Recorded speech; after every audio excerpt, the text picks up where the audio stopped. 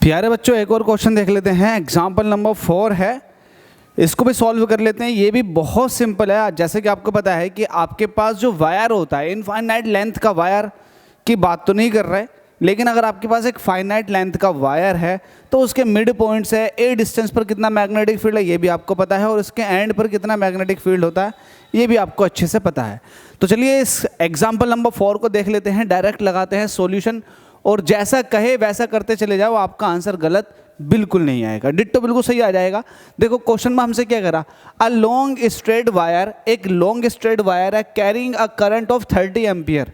बस आपको current they the, given that में लिख देंगे करंट की वैल्यू कितनी है 30 एम्पियर, ये आपको दे दिया।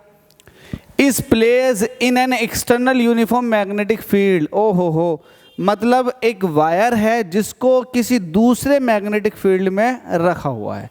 तो ध्यान दें, जो मैग्नेटिक फील्ड है, लेट अस सपोज उसको आपने V1 कह दिया, जो एक्सटर्नल है उसको आपने V1 कह दिया 4.0 × 10⁻⁴ टेस्ला, ठीक है। ये एक्सटर्नल यूनिफॉर्म मैग्नेटिक फील्ड है इतने का। अब हमसे कह रहा है parallel to the current, parallel to the current, current के पैरेलल है। लेट अस सपोज कि आपके पास वायर ये रखी हुई है, उसमें करंट इस तरह से जा रही है, तो मैग्नेटिक फील्ड भी क्या होगा, इसके पैरेलल होगा। इट मीन्स B1 जो होगा वो कुछ इस तरह से होगा। पैरेलल का मतलब तो यही होता है, तो B1 जो है कुछ इस तरह से होगा, ठीक है। आपको पता है कि B1 इस तरह से लग रहा होगा अगर करंट इस तरह से दौड़ रही है। तो आपसे आगे क्या कह रहा है, आपसे ये कह रहा है find the magnitude of the resultant magnetic field. देखो रिजल्टेंट क्यों यूज हुआ है बताता हूं। अभी फिलहाल resultant magnetic field at a point 2 centimetre away from the wire, 2 centimetre away from the wire.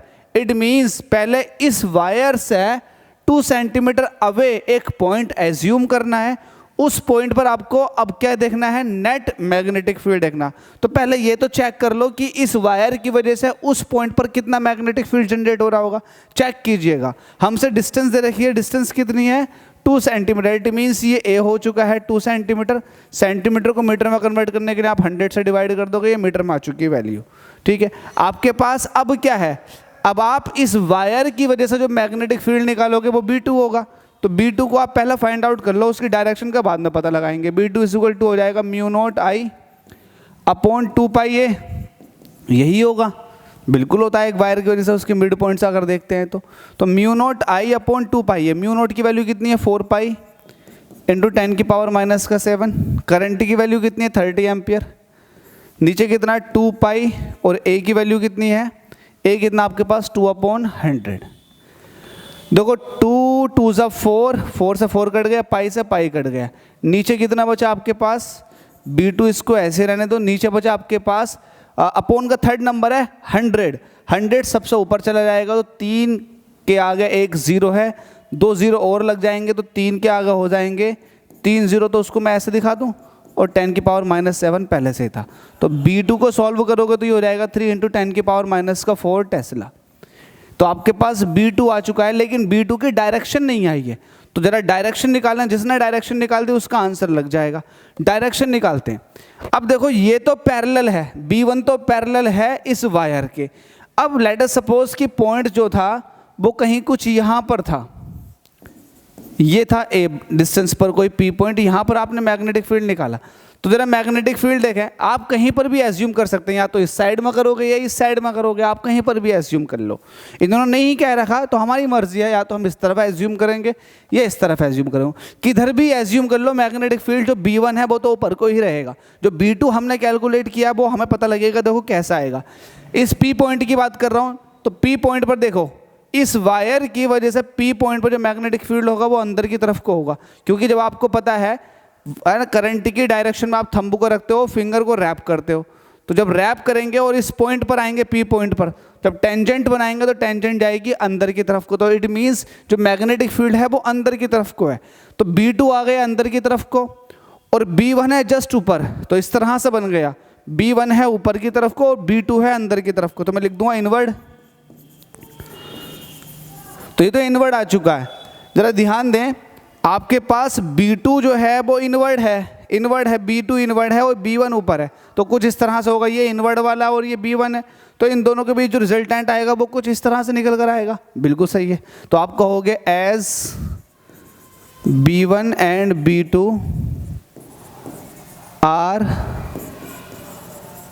Perpendicular to each other,